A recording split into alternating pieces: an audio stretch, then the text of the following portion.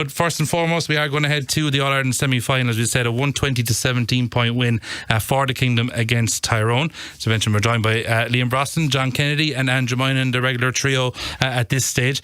Liam, there's kind of a beaming glow around the place today. I don't know, is it the birthday or is it the semi-final? But the county seems to be glowing after that one. Yeah, there's a great buzz around now, Ivan, and it's always the case when you reach an All-Ireland final.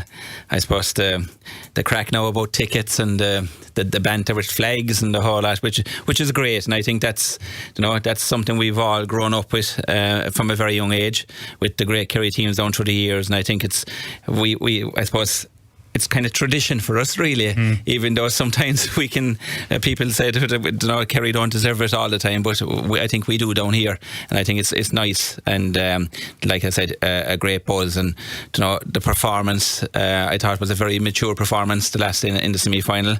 I thought it was always going to be hard to rectify the performance that we had against Armagh, but we were going up hoping that we could get maybe a good solid performance for 70 minutes. John and Andrew and myself said it last week. We thought that Dublin trouble killed our Tyrone a lot in their game, and there was going to be opportunities there, and I thought we took them. We had scoring opportunities, and we caused them a lot of trouble up front. I suppose the first 20 minutes probably looked a bit dodgy, alright, but we held out, we held our own, and every team will get a purple patch, and what's a sign of a good team is we rectified where the issues were, and Kerry did that. I suppose our kick out was a huge kind of a malfunction for about 15 minutes, and the kick out is such a huge thing now in the game that it can happen very easily, and for every team. Like Tyrone won 7 out of our 11 kickouts in the first half. So that's a big percentage. That's only 36% for us. So that was straight away that was a problem. But fair play, Kerry and Shane Ryan, all of them. They dug in and they got themselves out of that hole. And while we were on Shane Ryan as well, the saves he did in the first half. I know the kickouts weren't going well, but the save he had from McCurry, he did another one just before half time as well. All these things kept us in the game in the first half. Yeah, definitely. John, I suppose the start was maybe a bit unsettling, maybe. It's while we were kind of listening to Tim and Ambrose. I was on the way to Longford, but listening to the lads, and you were kind of a worrying sense around it. They're kind of saying different things weren't kind of going our way earlier on, but they were well able to turn that around, weren't they? Yeah, they were. We started a bit flat, Ivan, in fairness, and but look, we wore ourselves into the game, and it was through hard work. Tremendous work rate, winning the breaking balls, getting stuck in, the physicality, and it was based on like Liam said, Shane Ryan, but based on our defence, because I suppose particularly Jason Foley inside in the full back line and the entire half back line thought they were outstanding, winning breaks, foraging forward, particularly Brian Obegliak and Gavin White, causing a lot of trouble.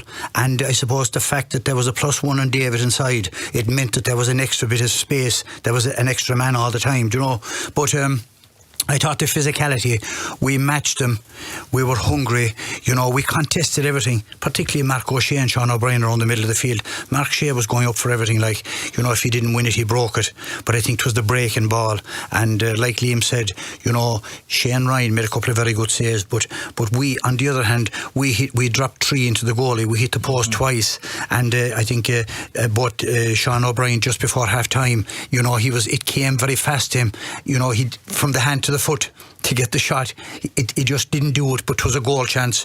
But look, the fact I suppose that we went in up at half time having started poorly shows the maturity of this team. We weathered our way into it, we worked, we ground them down, and I suppose we nullified some of their main men. I mean, if you were told before the game that McCurry'd be scoreless, hadn't been mighty in the previous game, but certainly none been taken off. Exactly, and I suppose McCurry, that goal chance, I think it was after about 6 minutes. Had that gone in, footballers play on confidence, and that was a tremendous save by Shane Ryan, typical of McCurry, but a workmanlike first half, but the second half we certainly turned it on.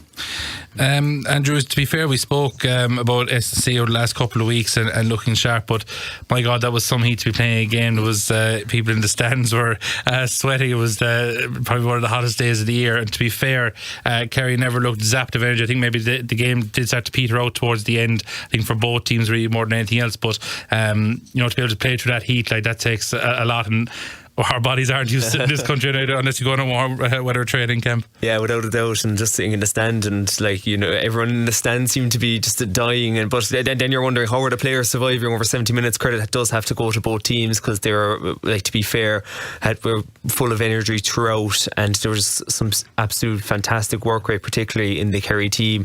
Even in the second half, you could just see that there was a renewed energy, and throughout the whole game, I'll pick out one player, Joe O'Connor, just from 1 to 70, just full of energy. There was other players, Graham O'Sullivan, up and down the field the entire game. I think we can begin to eat a bit of humble pie when it comes to Graham at number 12. We might have doubted that decision, but it seems to be working in spades now. In his last 3 games, he's assisted 9 points. He's won 8 kickouts in his last 3 games. He's scored 5 points in his last 3 games. Since we've got to Croker, it seems to be working a charm. He's probably one of the best athletes we have in that team. And once again at the weekend, and as for the whole team, from 1 to 15, we talked about the half back line, just up and down the field the entire game. It was a credit to them from 1 to 70. It's something we've always maybe talked about. Do we have the strength and conditioning that maybe we lacked versus Armagh last year? Credit to the strength and conditioning team. We seem to have it in spades this year, and it's a great plus for a team like Donegal in the All-Ireland final in a couple of weeks. Andrew mentioned him there, Joe O'Connor.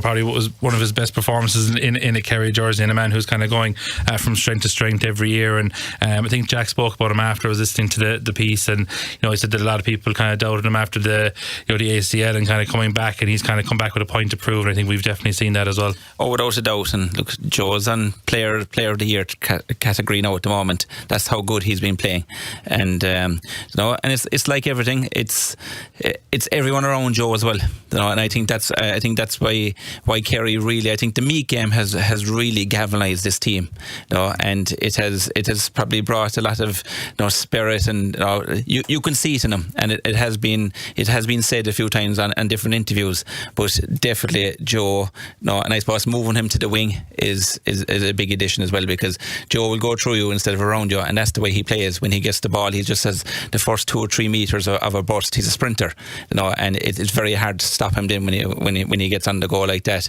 But to be fair to Joe, in the first half, he kept attacking. He kept doing what Joe does well, because to be fair, after 20 minutes, I thought we had weathered the storm. And I just have a note made down here. It was on the 19th minute, actually, if you can remember. Shane Ryan caught a massive ball from over the bar from Canavan, and the game really swung after that. And of course, Clifford's 2-pointer just there, you could say, on just after 20 minutes as well. And then you had the goal from Clifford, that little backdoor shimmy, and the great pass by, I think it was Gavin White to pass it into. Was it Mike Green? Mike Green to pass it into him, and it was curtains. Then there was no goalkeeper going to stop that at the way David's playing at the moment. It was just class. The way just the hop of the ball, it was if you're probably teaching any child how to bury a goal, you probably just watch that there, because it was kind of that little shimmy, the dummy hop in front of Niall Morgan, and he had him kind of beaten at that stage, then just to roll it into the net, and the celebration and everything else. It meant a lot to him, didn't it? It did, yeah. And I heard a good one during the week, actually, with James. I don't know who that said it about him, that he's 6'4", but he plays as a 5'9" forward, and that's the way he is. Like his pace, his centre of gravity, and he's so strong. The way he can use the arm to push off, he creates that little bit of space for himself. At the way he's playing at the moment, it's going to take one hell of a defender to stop him. 1-9 score, John, and didn't get man of the match. Are we taking maybe a small bit of granted for what shows how good Joe was do for us? Yeah, there you go. Yeah, it was Damien Comer last night said if he got 1-9 in the game and didn't get man of the match, he'd be very disappointed. I think but look, you couldn't argue with Joe, and Liam and myself, we've spoken about this before. We were up in Stacks Park the night he did the cruciate, and it was a terrible blow to him, but the way he's come back, the stamina and the pace. A lot of people said, when you do the cruciate, the pace mightn't be what it was. Certainly there's no fear of Joe, and he's one of the leading lights. And that's the sign of our lads. When things weren't going well the last day, our leaders stood up. As I said, Jason, the half back line, the 2 lads worked fierce hard in the middle of the field. Joe, Paddy, his usual Shawnee was double marked, but he still played a huge role in it. But David is on a different level, to be fair. And I think when they came out the last day walking around the pitch, at half time, or at the end of the Tarleton Cup game, the half time in it, and you could see the way he was buzzing. Like, the man was just prancing on the grass, like he's just waiting for it. The body language of the team, their interaction with the supporters when they score, it's just unbelievable. And you'd love to know, like, what was happening in the Meath game and what happened afterwards for this to happen. Yeah, it's an incredible turnaround, because we look really flat, in that game, and there was criticism. And you react, and I think it was a circle the wagons job. And there's probably a lot of harsh words, John. There's probably harsh words, and stuff like that. And there's no better man than Jack, to circle the wagons and get things in order. And you could see him on the line the last day. I think I said here a few weeks ago, Jack O'Connor on the line, your manager's on the line. He certainly was on the line the last day. You could see him. He was up to Arthur Fitzgerald and back to Cian O'Neill. He was really driving them on. And that bond between the team, the management and the supporters really had to break that. There's a huge bond there now. We saw it on YouTube or something the other night. The team coming back. Was it in Portlaoise? Yeah. Huge Kerry crowd there. And they kind of waited for them. I think that says a lot, doesn't it? And I think, Ivan, getting back to the Meath game again, it all started at the Meath game, because the support was poor leading up to that.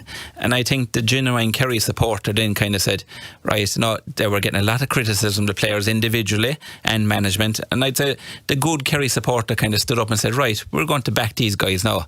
And that's what happened. The Armagh game, or the Cavan game inside in Clarny, the crowd was iffy enough for a home game as well. And I think when David came out then and Jack, and they didn't plead, they asked, that kind of a way to and I think the Kerry supporters kind of, I won't say felt sorry for him, but kind of have a duty of care, to say, right, look, we're going to back these guys, they're giving us entertainment, and we're all Kerry men and women, and they have really got behind them, because that roar above in Croke Park, even for the Armagh match, and usually when you go up against Armagh with the colours they wear, the orange, it has really lifted the whole thing. There seems to be such a better connection as well. At the minute you're seeing it. Even I could probably confidently say for Croker the last day, Kerry outnumbered Tyrone in support. You could see it. Even Obama Plaza on the way up was jammed out. Newcastle West, we stopped up on the way up. There was loads of Kerry fans in there. All the way to traffic on the way to Dublin, Kerry flags all the way up and down. Fierce Kerry support, and you could see the team appreciate it. Joe mentioned it after the game. Yeah, I was heading to Longford myself. It took me 2 hours to get out of it there. Probably timed the journey wrong. But Andrew, just on David Clifford, I actually saw a good tweet there yesterday. He seems to come out the back of the Hogan stand every game now for whatever reason it is. And there was actually a tweet from someone involved in Tyrone, or a Tyrone supporter, and he said that, as much as you want to hate this man, you just simply can't. He was surrounded, and by Tyrone supporters as well coming out. He's just a superstar. Yeah, and I think I did hear someone say it's probably the only one of maybe 2 or 3 superstars, and you could probably put Michael Murphy in that bracket, maybe Con O'Callaghan as well. But it's just, people pay, and when we were kind of going through maybe the dark years of Gaelic football over the last couple of years, before the new rules, people were still paying the admission fee to go watch David Clifford. People say that to you heading into a game, I'm here to see, and he doesn't take any notice of that. He takes it in his stride. You can see it with him. I'd argue this is his best year in a Kerry jersey. He's averaging 9 points a game, 9.63. He has the top score in the championship secured, 8 goals and 53 points. We talked about his goal the last day, the celebration. He took out 3 Tyrone players. Real Ronaldo celebration about it after the 2-pointer, perhaps one of the best you've seen. And people say we wax lyrical about David Clifford, but when you have these sort of players, they deserve their flowers, because these are once in a generation players, and it's just a privilege to see these lads perform at the big stage in Croke Park. Yeah, and Liam, just before we would take a break, just on that kind of big stage and the Kerry support, as you mentioned, it has been called for. I suppose we've heard Jack, we've heard David kind of calling for the support, and there is something special about Croke Park. We said that last week after the Armagh game as well, that Kerry do seem to turn it on in Croke Park, whatever it seems to be, and we've all been to big Munster finals, everything Fitzgerald Stadium, but the Kerry support in Croke Park is a hard one to kind of describe, and hopefully there'll be more green and gold of Kerry in Croke Park than Donegal in 2 weeks' time as well. Exactly, and I suppose, look, it goes back to the man sitting beside me here, and this word called tradition. We've all grown up watching guys playing in Croke Park. I'm sure there's little boys and girls above in Croke Park last weekend, and they want to be there in 10 years' time or 15 years' time, and that's the way we all grew up. So, and I think that's what's very special in Kerry, is that we have that ambition, we have that big tradition, and I suppose there's a few downs with it then as well. The responsibility when you put on the green and gold jersey is huge. That can and whether that's at any level, So, but it's great, because when you see the Kerry people heading to Croke Park and the smiles, and a lot of genuine people out there, you meet them there, and John meets them, like Bob Welsh, all these guys that they eat, sleep Kerry football. They could ring me 7 days a week if they got away with it. And but it's great for everyone. It's great for us. It's great for anyone, because the next 2 weeks now we will be, hopefully our ladies will get there next Saturday. Our Camogie girls are in the All-Ireland final. So there's a great buzz for the green and gold at the moment. Yeah, I think, Ivan, one of the you mentioned here a few weeks ago about the hurling, the parade. There's something special about it. Yeah. It's emotion, really. You're standing up there, you see the stands reacting when the lads are passing them around. We grew up with my late father, and latter years with my father-in-law. That was the special moment, that parade, because the expectation from both sets of supporters, the adrenaline is flowing, but to get an opportunity to march behind the Artane Boys band for that 5 minutes, it's special. And you could see it the last day. The stands were erupting when they passed, and I don't think any other sport in the world can match what the parade in Croke Park brings. Yeah, you've got the crowd, you're talking, 80,000 on All-Ireland final day, and amateur sports people, 30 of them, 50 against 50. Raw passion, isn't it? It is raw passion, and it's local. I mean, we all support, soccer clubs. We're messy about Chelsea in the corridor, but you can't beat it. You're supporting your own people in your own county. But actually, John, on the parade, I'm going to move to Sunday's game now. I was actually very disappointed to see the two teams break from it so early. I kind of get it's kind of maybe a mindset thing, and we did it first, whatever else, but they kind of both broke as it was turning towards the hill. I don't know, did you hear it, I heard it at the hurling last week, where they asking people to respect the anthem till the very end. I think the parade should be respected at least till it turns back towards the Hogan. Yeah, it should. As I said, it's a special, and different counties adapt a different approach. There probably would be a fine for that. There probably would be, yeah. Yeah, but some teams don't care. But it's unique to the GA, and you mentioned it last week about the hurling, and I think it's that special few minutes, and it should be adhered to, and I think it should be respected. Yeah, it's definitely a traditional part of it. So you can keep your plenty of texts coming in. We'll be getting to them after the break. 083 300 3300. You can text or WhatsApp us on that, or you can give us a call 066 712 3666. We'll be heading to Killarney Racecourse as well, day one of the July Festival.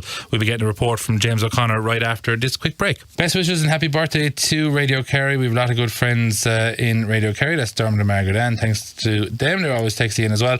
Hi, I've been enjoying the show on the Stole. Happy 35th birthday to Radio Kerry. Hope you got some cake. We actually did, Patrick, and there's some here in the studio for the lads as well. We're going to have a cup of tea now after we're finished dissecting the match. I remember Terrace Talk being on air Tuesday nights from 7 to 8 before moving to 2 hours on Monday nights. That's from Patrick and the Stole. Thanks a million, Patrick.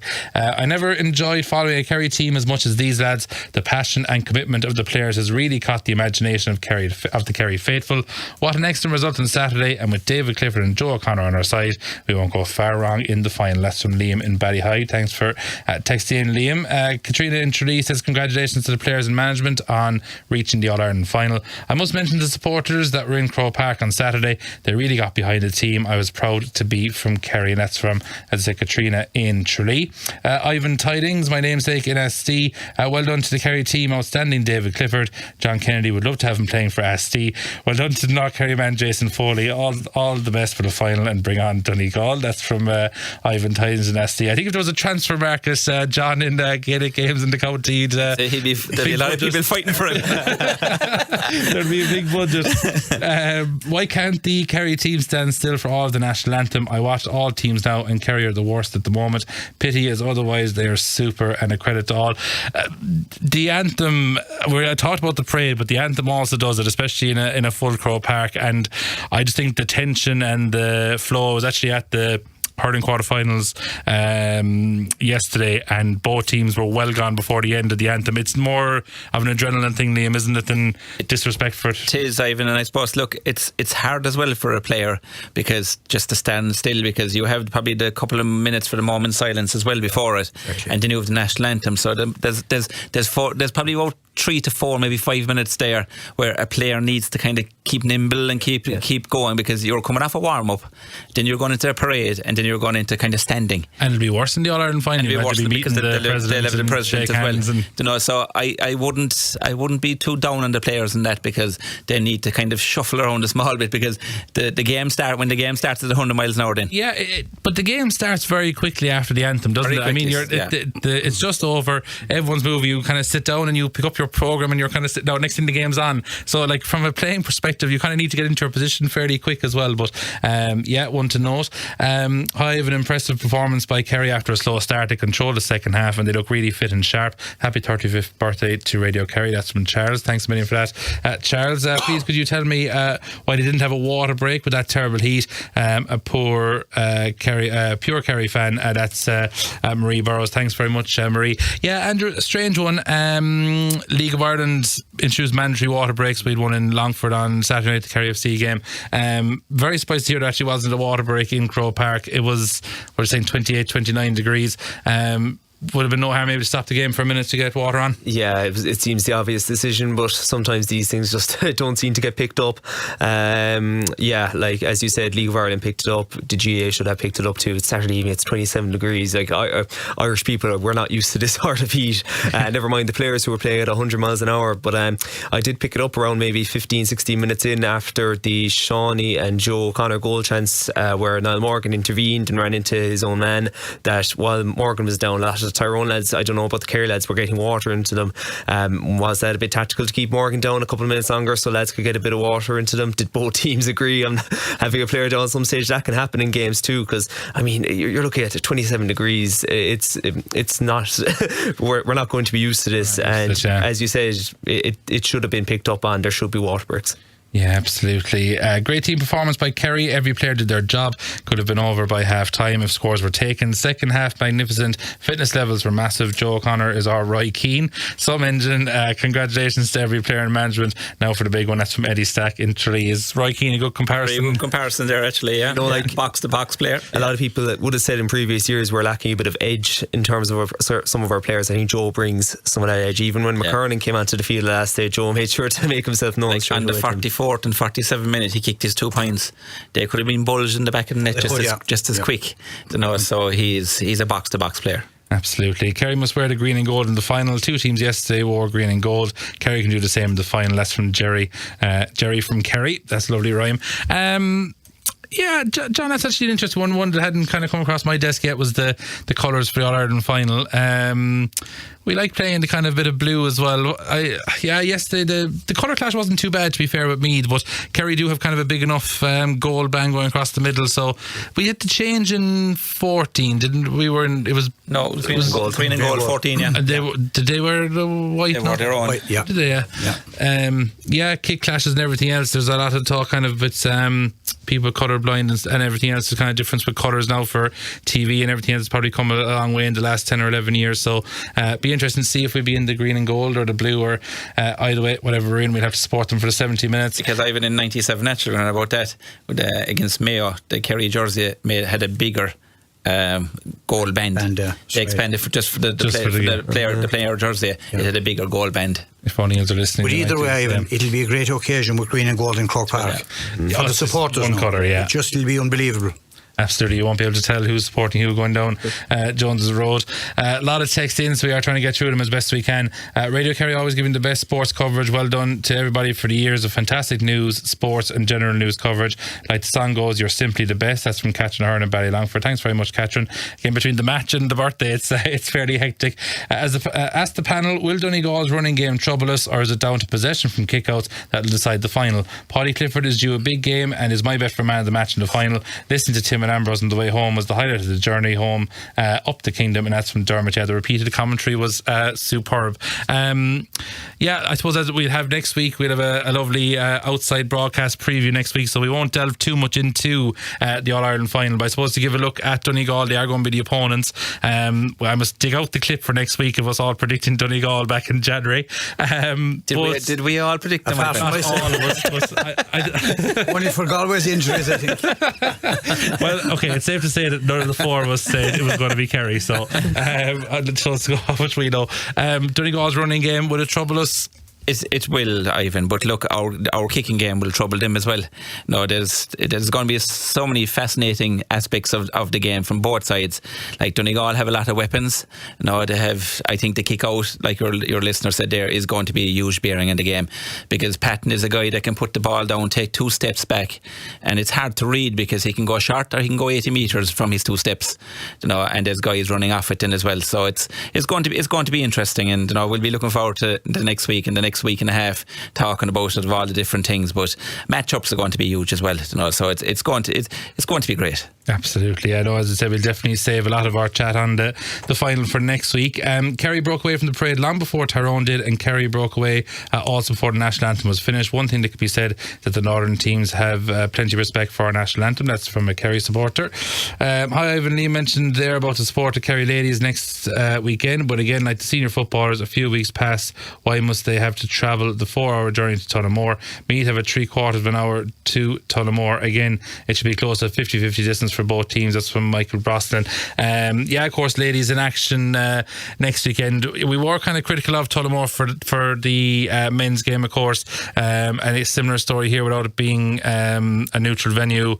It's a double header. I suppose it might have been booked for a while. I'm not trying to find excuses, I think, Ivan, it's kind of an every year kind of a double header semi-finals. Yeah, Tullamore is usually the place where they have them. It's usually the venue, but hopefully we'll get a big Kerry support for the ladies again. It's kind of football fever at the moment, and of course our Camogie team heading to Croke Park as well. So we've at least 2 more trips to Croke Park in the year, and hopefully maybe 3. Did any one of your panel notice Shawnee O'Shea given a reminder to a Tyrone player as the parade broke up? I think this has set the tone, and Kerry were not going to be intimidated. Was there a little clash with Shawnee O'Shea coming out of the parade? Was there an old belt of a shoulder or something? We might have missed that one, but we'll keep an eye on it. We might watch back the highlights. Again, there's so many texts coming in. We'll try our best to get to as many as we can. Hi, I've enjoyed the show. Great day in Croke Park last Saturday. Fantastic Kerry support.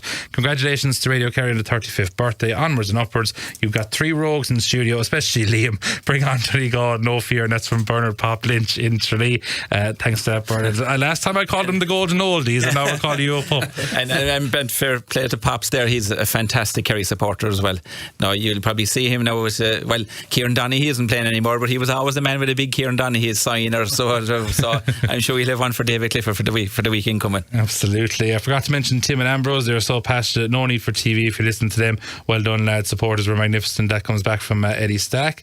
Well done to the Kerry team and management. Hope everyone puts out their flags. Was nasty yesterday. Not one flag out. John Kennedy, where are your flags? Catherine from Ardfort. Is your green and gold not up yet, John? Yeah, they'll be up, Ivan. They'll be up. Time will come yet. I suppose that we had plenty of Kerry colours competitions, and they are starting to dot up, and they did for the semi-final. Andrew, I often talk about your neck of the woods, and on the way from Clarny to Tralee, you always see it kind of before Farn 4, slowly but surely green and gold, and now it's kind of a pattern of nearly a guard of honour heading out that direction. It's important to get the colours up as well. We are now in an All-Ireland final, so the weather getting hopefully a bit better. It's not raining in Tralee at the moment, but if the weather is better during the week, I'd like to see a bit more green and gold up around the place. Absolutely, and even on my walk down this evening, I could just a couple of spots around Tralee that I didn't see flags in the last couple of weeks. This evening, a few flags up outside.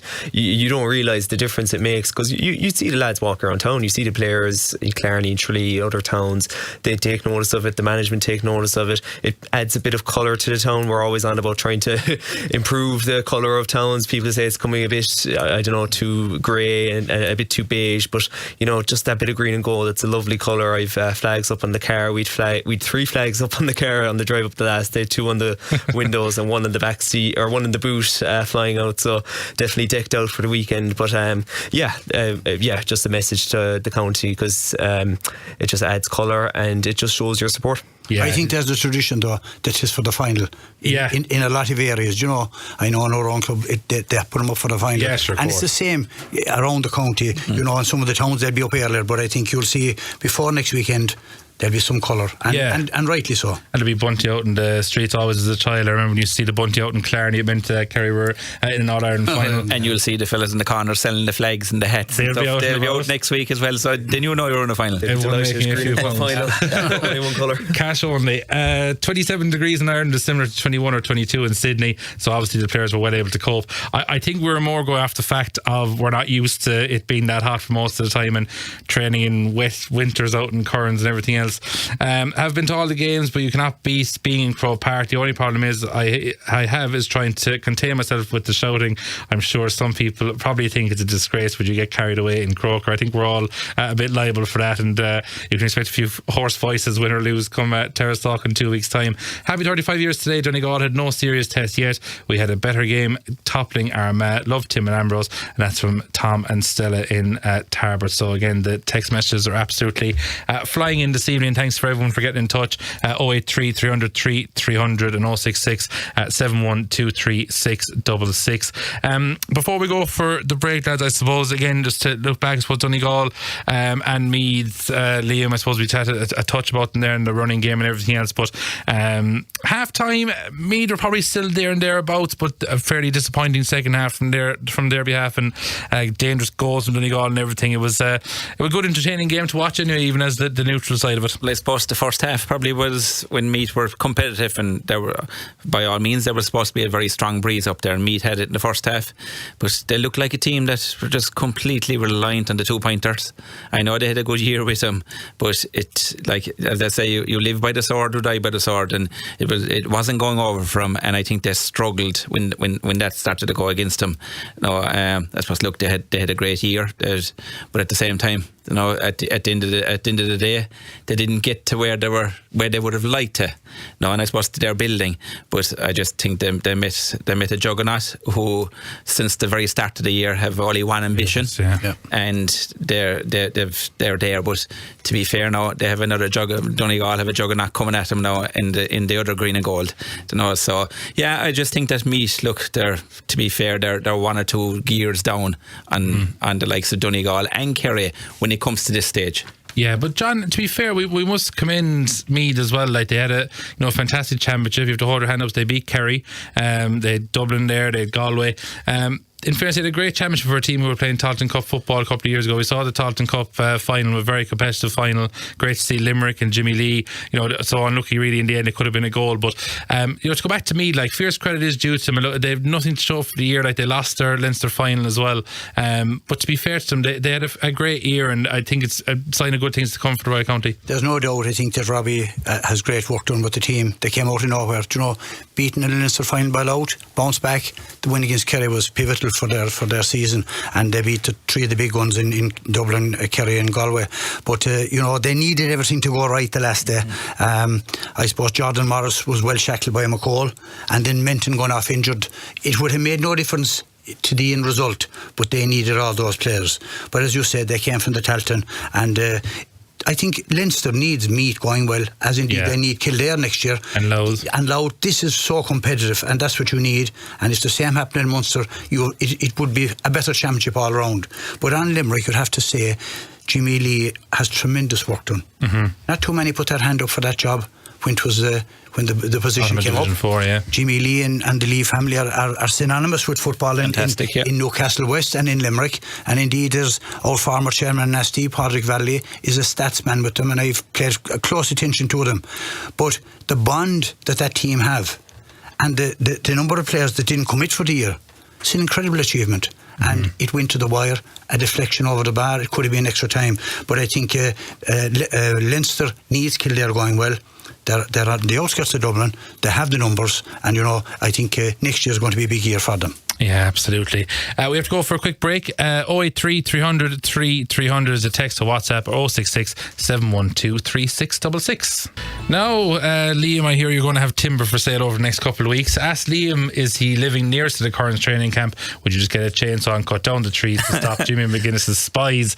This time that comes from Dave Buckley. Yeah, we had that kind of spy gate the last time. It added a bit of... No, I think your listeners say if it's not Currans, because when the championship... Was it back in our day, John? When the championship starts, all the training's in Killarney. So it's all in Fitzgerald Stadium. I get the chainsaw, so I head up to get cutting down if anyone wants a load of timber.